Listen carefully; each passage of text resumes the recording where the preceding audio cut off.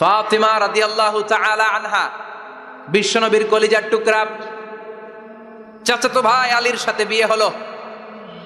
আলী যখন প্রস্তাব দিল ফাতেমার কাছে যে বলে, ও ফাতেমা রাজি আছো কিনা? চুপচাপ, কথা কয় না। বিশ্বনবী বুঝলেন রাজি, দুইজনকে বিয়ে পড়িয়ে দিলেন। বিয়ে পড়িয়ে দুইজনকে দাঁড় করিয়ে দিয়ে বিশ্বনবী অজু করলেন। অজু করার পরে সামান্য কিছু অজুর পানি ছিল আলীর মাথার মধ্যে ছিটিয়ে দিলেন, বরকতের পানি। সুবহানাল্লাহ কইবেন না? সুবহানাল্লাহ। অজু করে সাইয়েদনা আলীর মাথার মধ্যে ছিটিয়ে দিলেন আর দোয়া করে দিলেন, বারাকাল্লাহু লাকুমা ওয়া বারাকা আলাইকুমা ওয়া জামাআ বাইনাকুমা ফি খাইর। আল্লাহ তোমাদের দুইজনকে বরকত দিয়ে দাম্পত্য জীবন শুরু করার তৌফিক দান করুক। আবার দোয়া করলেন, আল্লাহুম্মা বারিক লাহুমা ফি বিনাইহিমা, ওদের সম্পর্কে বরকত দেন। ওয়া নাসালিহিমা শিবলিহিমা, ওদের গর্ভে যে সন্তান আসবে এগুলোর শ্রেষ্ঠ সন্তান বানান। 1 বছরের ব্যবধানে ঘরটাকে আলোকিত করে প্রথম সন্তানের জন্ম হাসান। সুবহানাল্লাহ। হাসান রে বিশ্বনবী এত আদর করেছেন, বিশ্বনবীর কাছ থেকে এত আদর কেউ কোনোদিন পায় নাই। হাসান রে বিশ্বনবী ডাকতেন লুকা। বুখারীর বর্ণনা, শব্দটা কি? লুকা মানে পিচ্ছি। ছোট বাচ্চাদেরকে আপনারা কি কন? আরে পিচ্ছি তো আমি কইছি, আপনারা কি কন? বাচ্চা বলেন, বাবু বলেন, আর কিছু কি বলেন? আর কিছু নাই। তাহলে যে বাবু পিচ্ছি, হ্যাঁ, এই বাবু পিচ্ছি আরবি হচ্ছে লুকা। বিশ্বনবী ফাতেমার ঘরে এসে বলতেন, আইনাল লুকা, পিচ্ছিটা কই রে? আমার হাসান কই, আমার নানা ভাই কই? আর বিশ্বনবীর আওয়াজ শুনলে হাসান এসে বিশ্বনবীর কাঁধে, আল্লাহু আকবার, আল্লাহু আকবার। বিশ্বনবী বলতেন, ফাতেমা আমার কলিজার টুকরা, যে ফাতেমারে কষ্ট দেয় সে আমারে কষ্ট দেয়, ফাতেমারে আনন্দ দেয় মানে আমি বিশ্বনবীরে আনন্দ দেয়। এই ফাতেমা সব সময় পর্দায় থাকতেন, দিনের বেলা বেরোতেন না, সারা দিনে টয়লেট করতেন একবার, সেটাও করতেন রাত্রে, যাতে দিনের বেলা কেউ তারে না দেখে। কি ব্যালেন্স লাইফ, কি ব্যালেন্স লাইফ! রাতে একবার টয়লেটে যাওয়া মানে কি সারাদিন খাওয়া দাওয়া এরকম ব্যালেন্স করে করতেন। কেউ দেখতে পারে নাই ওনারে, কেমন ছিল কেউই জানতো না। এমন ভাবে চলাফেরা করতো, কোনো পুরুষদের সামনে দিয়ে কখনো যেতেন না। এই জন্য ইন্তেকালের আগে আলীকে বললেন, আলী, বিশ্বনবীর ওসিয়ত অনুযায়ী কিছুদিন পরে আমি আমার বাবার সাথে সাক্ষাৎ করব। ইন্তেকালের সময় বেশি লোক আমার জানাজাতে আসার দরকার নাই, নিজেরা দোয়া করে দিলে চলবে। আর আমার জানাজার খাটিয়ার উপর দিয়ে বিশাল একটা বোরকা দিয়ে দিও। এটার আরবিতে বলে নাউশ। কি বলে? এই প্রথম কোন নারী তার খাটিয়ার উপরে নাউশ ব্যবহার করেছে, জন্য এটাকে বলে সুন্নাতু ফাতিমা, ফাতেমার সুন্নাত। সাইয়েদাতুনা ফাতেমার আগে কেউ জানাজার খাটিয়াতে নাউশ ব্যবহার করে নাই। আল্লাহু আকবার। আলীকে বলে গেলেন, আলী, অল্প কয়েকজন পুরুষ নিয়ে জানাজা দিও, বেশি মানুষের কাছে আমার নিও না। দুনিয়ার বুকে আমি লুকিয়ে লুকিয়ে চলতাম, মরার পরে লুকিয়ে লুকিয়ে আল্লাহর কাছে চলে যেতে চাই, পুরুষদের সামনে আমার নিও না। হাসান বলে, নানাজি, আপনার মেয়ের নামের বিচার, ফাতেমার নামের বিচার। বিশ্বনবী বললেন, ও হাসান, আমার মেয়ে ফাতেমার আবার কি বিচার, কি অপরাধ আমার ফাতেমার? হাসান হোসেন চোখের পানি ছেড়ে দিয়ে ডেকে বলে, নানাজি, আপনার মেয়ে আমাদেরকে খাবার দেয় না কেন? খাবার দেয় না কেন বিচার দিলাম। গতকাল সারাদিন বলেছে রাত্রিবেলা খাবার দিবে, রাতে খাবার দেয় নাই। আমাদেরকে বলেছে তোমরা ঘুমিয়ে যাও, আমি রান্না করি, সকালে দিব। ঘুমায় গেলাম, সকালবেলায় খাবার চাইলাম, আপনার মেয়ে ফাতেমা তখন আমাদেরকে খাবার দেয় না। দাদা, আমরা ছোট্ট দুইটা মানুষ ক্ষুধার জ্বালায় বেহুশ হয়ে যাই, আর সহ্য করতে পারি না, আপনার মেয়ে খাবার দেয় না। দুপুর হয়ে গেল, দুইজনে কান্নাকাটি করি, আপনার মেয়ে এখন পর্যন্ত আমাদেরকে খাবার দেয় নাই। আমরা দুজন তো আর সহ্য করতে পারি না, কেন আপনার মেয়ে আমাদের সাথে এমন করে? আপনার কাছে বিচারে দিলাম, আপনি বিচার করেন। বিশ্বনবী আর কি বিচার করবেন? ধা ধা করে বিশ্বনবী চোখের পানিগুলো ছাড়েন, হুসাইনকে জড়িয়ে ধরলেন, হাসান রে জড়িয়ে ধরলেন, ডেকে বললেন, হাসান রে কাছে আয়। বিশ্বনবী শাম দেশের জুব্বা পরতেন, শাম দেশের জুব্বাটা উপরের দিকে উঠালেন, হাসান রে দেখালেন, এই তো দেখ, তোর নানার পেটের মধ্যে 3টা পাথর বাঁধা। একদিন না খেয়ে থাকার কারণে তোদের পেটে এত জ্বালা, এত কষ্ট। আমি বিশ্বনবীর পেটে গত 3 দিন যাবত কোনো দানা পানি পড়ে নাই।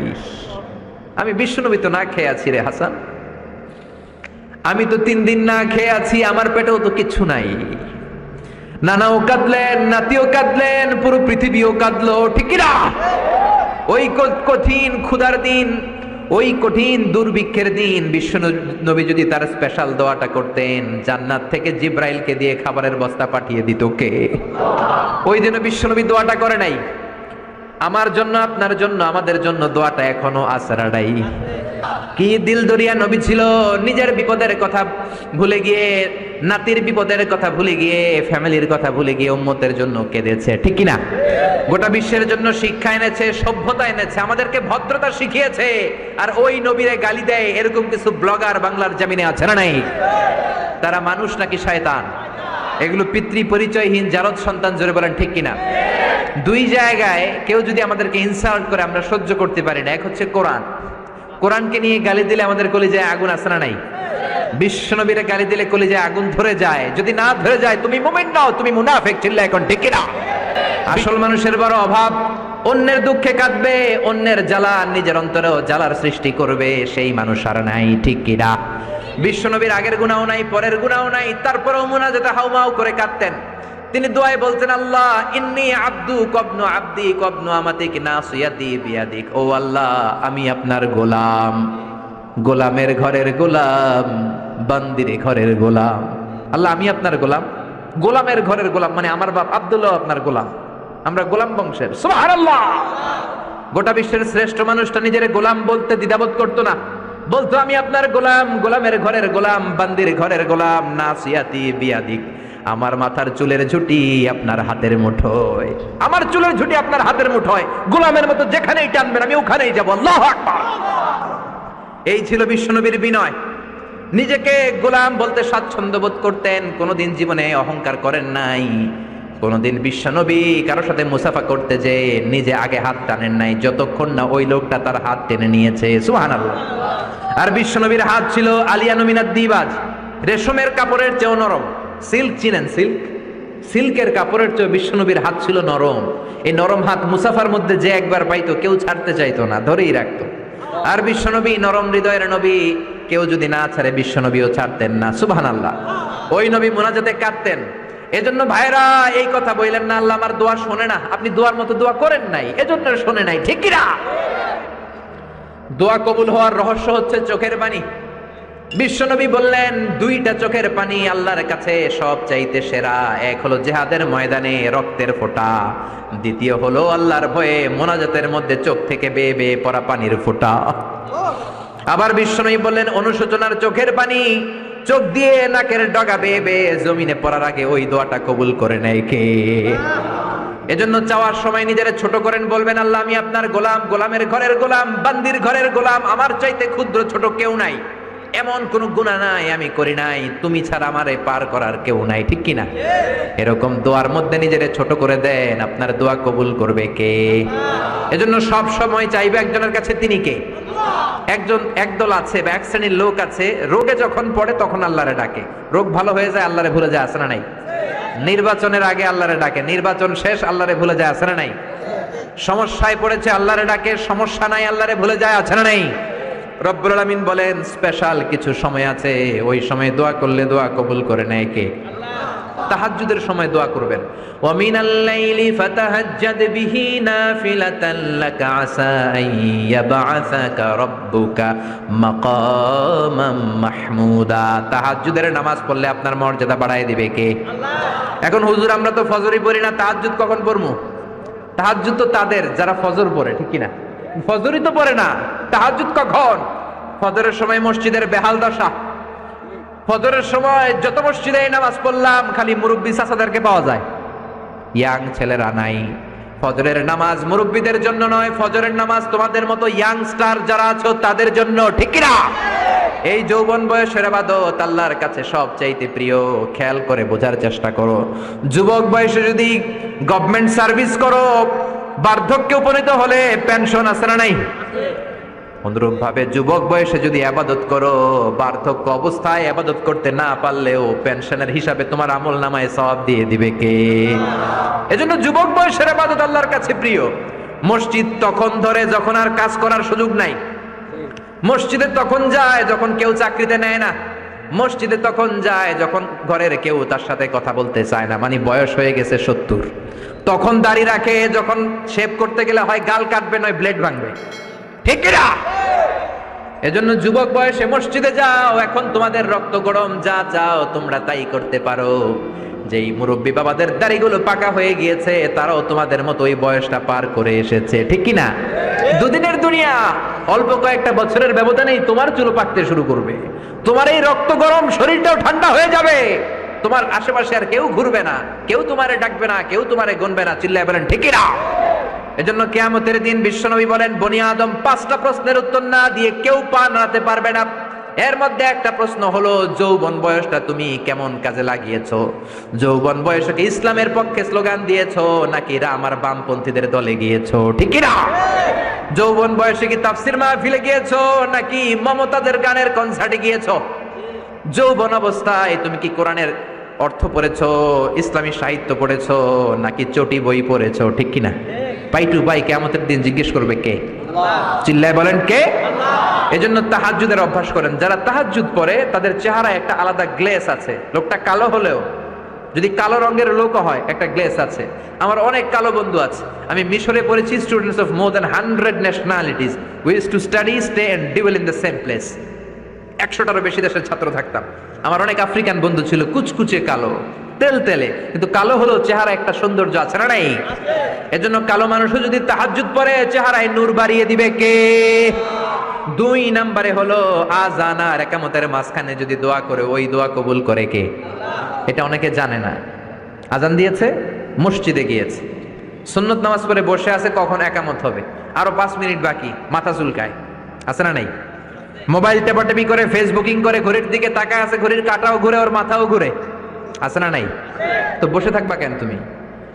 5 মিনিট সময় আছে, চাইতে হবে কার কাছে? বাজারে যাওয়ার সময় যেমনি আপনি লিস্ট করে নিয়ে যান, এটা লাগবে ওটা লাগবে, মসজিদে যাওয়ার সময় মোবাইলের টুকি নিয়ে যান, কাগজের টুকি নিয়ে যান। আল্লাহ আমার সুন্দরী বউ লাগবে, বউ দাও, দিবে কে? এই বেটা, দিবে কে? নেককার বিবি লাগবে, দিবে কে? গোল্ডেন এ প্লাস পেতে চাই, দিবে কে? উমরা করতে চাই, পাসপোর্টে ভিসা লাগে না, ভিসা করে দিবে কে? দুরারোগ্য ব্যাধি, অনেক ওষুধ খেলাম, অনেক দেশে গেলাম, কোন ডাক্তার ভালো করতে পারে না, কিন্তু ডাক্তারেরও বড় ডাক্তার আছে না নাই? কেউ যেটা পারে না, পারে কে? আযান ইকামতের মাঝখানে দোয়া আল্লাহ ফেরায় না। হাদিস এসেছে, দুআ লা ইরাদ্দু বাইনাল আযানি ওয়াল ইকামা। আযান এবং ইকামতের মাঝখানে সময়টাতে দোয়া করবেন। তারপরে বিশ্বনবী বললেন, দুবুরাস সালাওয়াতিল মাকতুবা, ফরজ নামাজের পরে দোয়া করলে কবুল করে কে? এই তাসবির সুন্নাত নাই। মানুষগুলো এত অস্থির, সালামের পরে কখন বেরোবে, কখন বেরোবে, মনে হয় পাবলিক টয়লেটে ঢুকছে, ঠিক কি না? মনে হয় পাবলিক টয়লেটে এসেছে, মসজিদে ঢুকেছো, আল্লাহুম্মা বলে তুমি ঢুকে গেলা আল্লাহর নাম নিয়ে। যখন মসজিদে ঢুকে গেলা, তোমার মাথার উপরে রহমত ঢালছে কে? মসজিদ হচ্ছে রহমতের জায়গা। সালাম ফেরানোর পরে তাসবিহ পড়েন, তারপরে আপনি দোয়া করেন। এজন্য সালাম ফেরানোর পরে দোয়া কবুল করে কে? এরপরে বিশ্বনবী বললেন, আইন্দা নুজুলিল মাতার, আকাশ থেকে যখন বৃষ্টি নামে, ওই বৃষ্টি নামার সময় যদি দোয়া করেন, দোয়া কবুল করে কে? আর দোয়া লা ইরাদ্দু তাহতাল মাতার, তুফান, ওই বৃষ্টি না, ভ্যাপসা একটা গরম, এই গরমটাকে দূরে সরিয়ে দেওয়ার জন্য একটা ঝিরিঝিরি ঝিরিঝিরি বৃষ্টি পড়ে, ওই বৃষ্টির নিচে দাঁড়িয়ে বৃষ্টির পানি নিয়ে দোয়া করলে কবুল করে কে? জানেই না মানুষ, ঠিক কি না? বরং বৃষ্টি আসলে গান গাওয়া শুরু করে দেয়, এই বৃষ্টি ভেজা রাতে তুমি চলে যেও না, আছে না নাই? তো চলে যাবো না, কি করবো, থেকে যাবো তোমার সাথে? এগুলো করা যাবে না। বৃষ্টি রহমতের বৃষ্টি, তুমি বৃষ্টি হাতে নিয়ে দোয়া করো। সুন্দরী বউ লাগবে, দিতে পারে একজন, তিনি কে? এজন্য চাইতে হবে একজনের কাছে, তিনি কে? কদরের রাতে দোয়া করলে আল্লাহ কবুল করে, খতমে কোরআনের পরে দোয়া করলে আল্লাহ কবুল করে, হজের মানাসিকুল হজের মধ্যে যে দোয়া করলে কবুল করে, মুসাফির দোয়া করলে কবুল করে, রোজাদার ব্যক্তি দোয়া করলে আল্লাহ কবুল করে, মাজলুম ব্যক্তি দোয়া করলেও আল্লাহ কবুল করে। এজন্য বিশ্বনবী বলেছেন, ইত্তাকু দাওয়াতাল মাজলুম, মাজলুমের বদদোয়ারে ভয় করো, ফা ইন্না লাইসা বাইনাহু ওয়া বাইনাল্লাহি হিজাব, তার আর তার আল্লাহর মাঝে কোনো পর্দা থাকে না। মাজলুম দোয়া করলেই কবুল, সুবহানাল্লাহ। এরপরে স্পেশাল দোয়া হলো মা বাবার দোয়া। এই দোয়া কোনোদিন ফিরে না, সুবহানাল্লাহ পড়েন। রাজি আছেন মা বাবার কাছে দোয়া চাইতে? রাজি আছেন তো? কোন ঘর আছে যে ঝগড়া হয় না? এরকম কোনো ঘর পৃথিবীতে নাই। ঝগড়া হবে, মা বাবার সাথে মিসআন্ডারস্ট্যান্ডিং হবে, হয়ে যেতে পারে 2-4 কথা, কিন্তু ক্ষমা চাইতে হবে, ঠিক কিনা? মা বাবার শুধু দোয়াটাই কবুল নয়, মা বাবার দোয়াও কবুল, বদদোয়াও কবুল। কি আজীব তামাশা! এমন যদি হয়তো দোয়াটা কবুল হয় কিন্তু বদদোয়াটা কবুল হয় না, তাহলে তো বাইসা যেতাম, ঠিক কিনা? কিন্তু দোয়াও কবুল, বদ্ধ। আমাদের সবচাইতে বড় পীর হবে আমার বাবা, সবচাইতে বড় পীর হলো আমার মা, সবচাইতে বেশি আমরা যার কাছে দোয়া চাইতে যাব তিনি হলেন আমার বাবা, তিনি আমার মা। চিল্লায় বলেন ঠিক কি না? বিশ্বনবী মক্কা থেকে মদিনায় হিজরতের আগে মদিনায় 2টা গোত্র ছিল। এই গোত্রের মধ্যে 120 বছর ধরে মারামারি। কয় বছর? কেউ এই মারামারিটা বন্ধ করতে পারে না। গোত্র 2টার নাম হচ্ছে আউস আর খাজরাজ। এই আউস খাজরাজের মারামারি। বাবা মরে যাওয়ার সময় ছেলেরা ওসিয়ত করে যায়, নসিহত করে যায়, বাবারে আমারে কোপাইছে তুইও কোপাবি। ওই বলে আবার নাতিরে কয় আমারে মারছে তুইও মারবি। তো বংশ পরিক্রমায় মারামারি চলতেই থাকে, কেউ আর থামাইতে পারে না। বিশ্বনবী মক্কা থেকে মদিনায় হিজরত করতে এসে মদিনায় বাসাবাড়ি করে 7 দিনের মাথায় 120 বছরের মারামারি থামায় দিলেন। কি নবী ছিল, মিলায় দিতেন। ফাসলিহু বাইনা আখাওয়াইকুম, ভাইয়ে ভাইয়ে মারামারি লাগলে মিলায়ে দাও। স্বামী স্ত্রীর ঝগড়া হলে মিলায়ে দিবেন। এজন্য মায়েরা বোনেরা বিশ্বনবী বলেছেন তাকফুরনাল আশিরা, মেয়েদের সবচেয়ে বড় একটা সমস্যা হচ্ছে স্বামীর নাশুকরি করে। স্বামী দিতে পারলে ভালো, দিতে না পারলে কয় তুমি আমার জীবনে কিচ্ছু দাও নাই। এরকম আছে না নাই? স্বামী আর স্ত্রী বানায় যেজন মিস্ত্রি সে বড় আজব কারিগর, ঠিক কি না? এই জন্য এই সম্পর্কটা সাইয়েদনা আদম আর হাওয়া থেকে শুরু হয়েছে। কিয়ামত পর্যন্ত স্বামী আর স্ত্রীর এই সম্পর্কের মাধ্যমে গোটা বিশ্বটারে জারি রেখে দিয়েছে কে? তো এই জন্য নারীদের জন্য জান্নাতে যাওয়া সহজ, তারা যদি কিছু প্রসিডিউর মেনটেন করে। বিশ্বনবী বললেন কোন নারী যদি 4টা কাজ করে ওই নারীর জন্য 8টা জান্নাতের দরজা খুলে দিবে কে?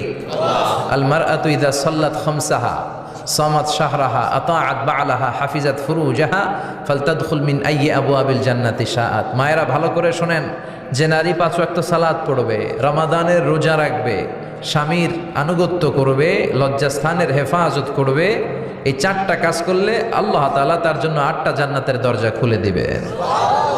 এজন্য বিশ্বনবীও কালেকশন করতেন। তো বিশ্বনবী বললেন মহিলারা বেশি বেশি দান করো। এই কথা শোনার পরে মহিলারা দান করা শুরু করলো। কেউ নাকের ফুল, কেউ কানের দুল, কেউ হাতের বালা, কেউ পায়ের নুপুর, কেউ গলার চেইন বিশ্বনবীর হাতে জিহাদের জন্য দান করতে শুরু করলেন। বিশ্বনবীর হাত কয়টা? একটা বলে 2টা। তো 2 হাতে বিশ্বনবী আর কয়টা নেবেন? আর নিতে পারে না। বেলালের বললেন বেলাল তোমার চাদরটা নিয়ে আস। বেলাল এরকম চাদর নিয়ে ধরলেন। বিশ্বনবী কালেকশনের ওয়াজ শুরু করলেন আর বেলাল কালেকশনের সব জিনিসপত্র গুছাতে লাগলো। কোন সুবহানাল্লাহ। এজন্য কালেকশন করাটাও সুন্নাত, তবে ওইটা একটা লিমিটেশনের মধ্যে, একটা সৌন্দর্যের মধ্য দিয়ে। কিছু কিছু মাদ্রাসার ছেলে মেয়েদেরকে চাল উঠানোর জন্য বাড়ি বাড়ি পাঠায়, আসে না নাই? এদের ছোটবেলা থেকে মানসিকতাগুলো নষ্ট করে দেওয়া হয়। কেমন করে অন্যের কাছে হাত পাতবে এটা শেখানো হয়। ইসলাম বলে আল ইয়াদুল উলিয়া খায়রুম মিনাল ইয়াদি সুফলা, উপরের হাত নিচের হাতের চেয়ে উত্তম। যে দেয় আর যে নেয় তাদের মধ্যে সে সেরা যে দেয়। চিল্লায় এখন ঠিক কিনা? আবার ইসলাম বলে দেওয়ার সময়ও ভারসাম্য করে দিবা। দেওয়ার সময় কিপটামি করা যাবে না, আবার ঘরে যা আছে সবও দিয়ে দেওয়া যাবে না, ঠিক কিনা? বিশ্বনবীর গায়ে একবার একটা জুব্বা, কয়টা? এক ভিক্ষুক এসে বলে নবী আমার জুব্বা নাই, আমার জুব্বা দেন। দয়ার নবী মায়ের নবী নিজের জুব্বাটা খুলে দিয়ে ওই ভিক্ষুকের হাতে তুলে দিলেন। এখন নবীর গায়ে কোনো জুব্বা নাই।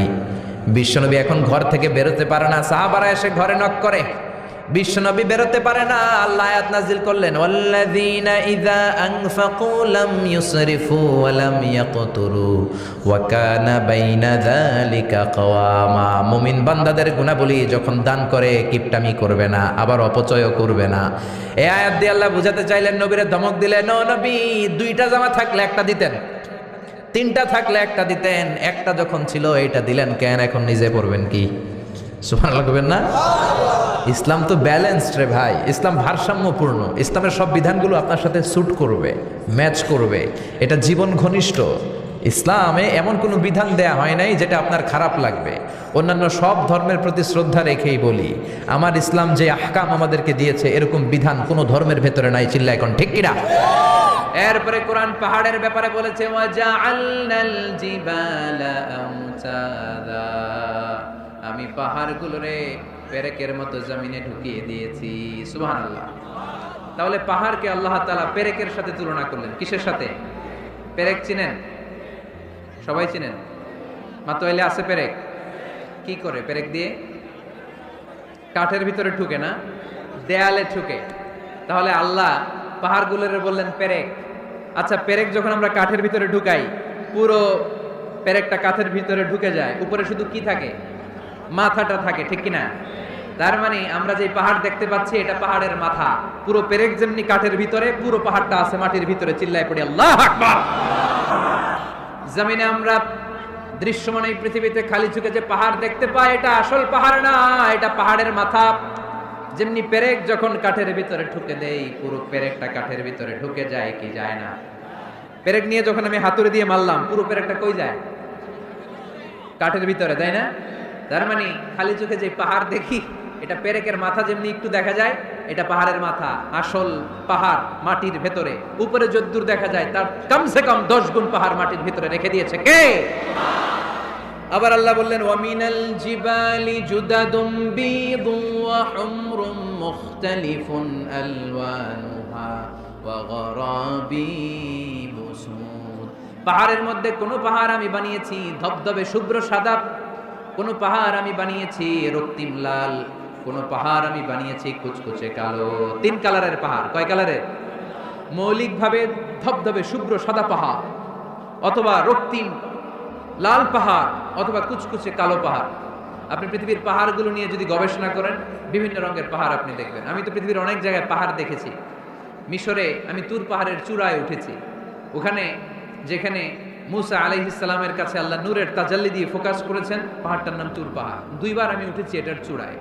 উঠতে আমার অনেক কষ্ট হয়েছে। ওখানে উঠে ফজরের সালাত পড়ে আমি খেয়াল করে দেখলাম তুর পাহাড়ের আশেপাশের পাহাড়গুলো কোনোটা খয়েরি, কোনোটা কালো, কোনোটা লাল, কোনোটা ধূসর। আল্লাহু আকবার। এক এক পাহাড়কে এক এক রং দিয়ে তৈরি করলো কে? পৃথিবীতে চায়না নামে একটা দেশ আছে না? চায়না একটা শহর আছে গানজু। কি নাম? আজকে যে গুগল করবা, the গানজু city located in China. চায়নাতে অবস্থিত গানজু শহরে একটা পাহাড় আছে। এই পাহাড়ের নাম রেইনবো মাউন্টেন। কি নাম? মানে রংধনুর পাহাড়। রংধনুর কয় রং? সবাই কন, আরো জোরে। 7 রং না? আমরা ছোটবেলায় মুখস্থ করতাম বেনিয়া সহকলা, বেনিয়া সহকলা। এই 7 রঙের পাহাড় ওখানে দেখা যায়। এক জায়গায় 7 রঙের পাহাড়। সুবহানাল্লাহ কইতে পারলেন না? মজা করে বানালো কে? সুনানে তিরমিজি আর মুস্তাদরাকে হাকিম, মুসনাদে আহমদ ইবনে হাম্বলের হাদিস। আল্লাহ যখন পৃথিবী বানালেন, এই পৃথিবীটা ঘোরার পাশাপাশি কাঁপাকাঁপি শুরু করে দিল। এই পৃথিবীর কাঁপাকাঁপি বন্ধ করার জন্য রব্বুল আলামিন পৃথিবীর মধ্যে পাহাড় গেড়ে দিলে। 7টা tectonic plate, 7 tectonic plates creates the mountain range on earth. 7টা টেকটনিক প্লেট আল্লাহ দিলেন। পৃথিবী সৃষ্টি করার পরে পৃথিবী কাঁপে। আল্লাহ পাথর দিয়ে পেরেক মারলেন, পৃথিবী আর কাঁপে না। সুবহানাল্লাহ। ফেরেশতারা দেখে তো অবাক। ফেরেশতারা বলে আল্লাহ পাহাড়ের এত শক্তি, পাহাড় গেড়ে দিলেন পৃথিবীতে আর পৃথিবী কাঁপে না। হাল মিন খালকিকা আশাদ্দু মিনাল জিবাল। আল্লাহ আপনার সৃষ্টির মধ্যে পাহাড়ের চেয়ে শক্তিশালী কি কিছু আছে? আল্লাহ বললেন নাআম, আছে। আল হাদিদ, লোহা। লোহা পাহাড়ের চেয়ে শক্তিশালী, কারণ লোহা পাহাড়ে মারলে পাহাড় ভেঙে যায়, ঠিক কিনা? ফেরেশতারা আরো অবাক, লোহা এত শক্তিশালী। হাল মিন খালকিকা আশাদ্দু মিনাল হাদিদ। আল্লাহ তাহলে লোহার চেয়ে শক্তিশালী মনে হয় কিছু নাই, আছে? আল্লাহ বললেন নাআম, আছে। আন্নার, আগুন, কারণ আগুনের মধ্যে লোহা ফেলে দিলে লোহা গলে যায়, ঠিক কিনা? ফেরেশতারা তো আরো অবাক। ফেরেশতারা বলে তাই নাকি? আগুন এত শক্তিশালী, তো হাল মিন খালকিকা আশাদ্দু মিনান নার। আল্লাহ আপনার সৃষ্টিতে আগুনের চেয়ে শক্তিশালী কিছু আছে? আল্লাহ বলে আছে। আলমা, পানি, কারণ আগুনের মধ্যে পানি ঢাললে আগুন পাওয়া যায়।